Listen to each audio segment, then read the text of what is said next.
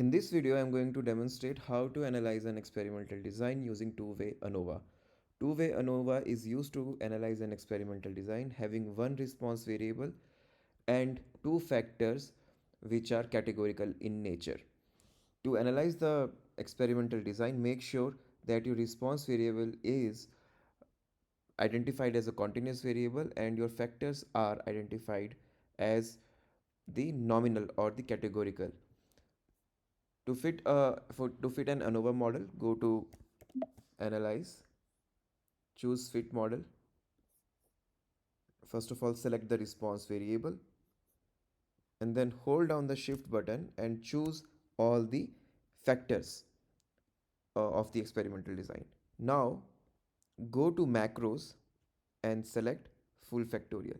You will see pressure, temperature and an interaction term between pressure and temperature will be added here.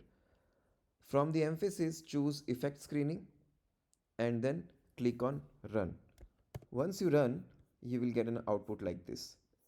Now from this output, choose this right triangle, click on this right triangle, go to regression reports and select analysis of variance. Once you select analysis of variance, the ANOVA summary will be presented here and you can make appropriate conclusions.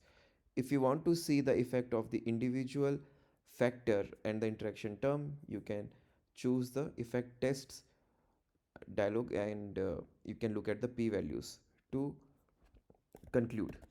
Apart from this, you can look at the residual by predicted plot and then student residuals plot from here.